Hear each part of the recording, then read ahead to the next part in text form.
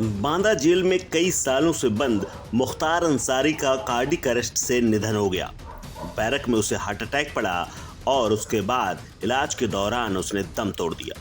लेकिन ये कम ही लोग जानते हैं जिस मुख्तार अंसारी के नाम से पूरा पूर्वांचल और यूपी तक दहलता था, उसका परिवार बेहद सम्मानित था।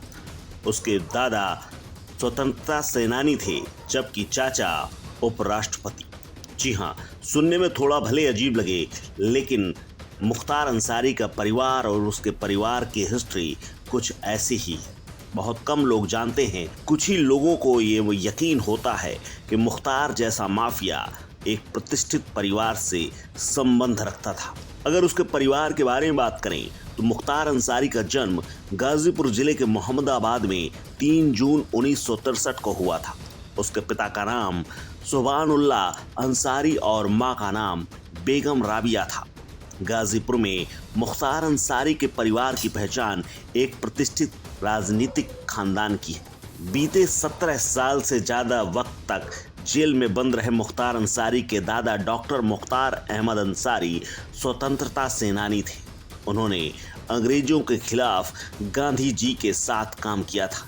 गांधी जी के साथ काम करते हुए वो 1926 और 27 में कांग्रेस के अध्यक्ष भी रहे।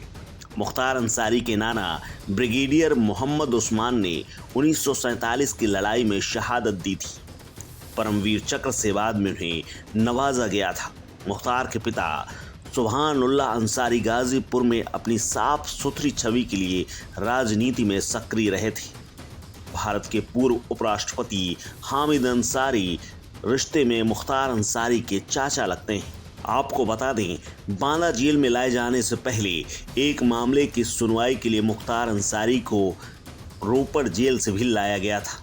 यूपी की बांदा जेल से पंजाब की रोपड़ जेल तक उसका आना जाना कई बार हुआ था। इसके बाद वो लंबे समय तक बांदा में ही रहा।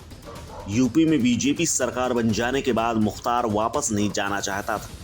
इसी वजह से बाद में मामला सुप्रीम कोर्ट तक पहुंचा और उसे यूपी लाया गया। उसे यूपी लाए जाने के लिए दोनों राज्यों की सरकारों में लंबी खींचतान चली। मामला सुप्रीम कोर्ट तक पहुंचा। सुप्रीम कोर्ट ने सुनवाई के बाद उसे यूपी शिफ्ट करने का फरमान सुना दिया।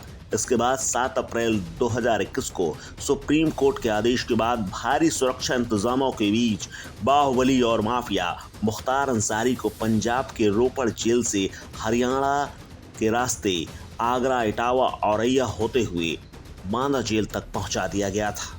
अगर इसके दबंगई के किस्से की बात करें तो मऊ में दंगा भड़काने के मामले में मुख्तार ने गाजीपुर पुलिस के सामने सरेंडर किया था और तभी से वो जेल में बंद था। पहले उन्हें गाजीपुर जेल में रखा गया, फिर वहां से मथुरा जेल भेजा गया था, फिर मथुरा से आगरा, आगरा से बांदा जेल भेजा गया था। उसके बाद मुख्तार को बाहर आना कभी नसीब नहीं हुआ। उसकी ईद और बकरीद जेल में ही सलाखों के पीछे गुजरी। एक मामले में उसे पंजाब की जेल में शिफ्ट किया गया था, लेकिन तमाम आरोप लगे और बाद में उसे फिर वापस यूपी आना पड़ा। हालांकि मुख्तार अंसारी के बारे में ये चर्चा आम है कि पूर्वांचल में कभी उसका दबदबा हुआ करता था, कभी उसके काफिले में 786 नंबर वाली कारें दौड़ा करती थी। लेकिन सेना की चुराई हुई LMG खरीदने की चाहत और उसके बाद मुलायम सरकार के घिरने और कृष्णानंद राय हत्याकांड जैसे बड़े वारदातों को लेकर के मुख्तार का नाम कुख्यात रहा है। कभी मुख्तार अंसारी क्रिकेट का जुनून रखता था और फास्ट बॉलर बनना चाहता था, लेकिन बाद में मुख्तार की सोहबत ऐसी हुई कि मुख्तार अंसारी और माफिया डॉन बन गया।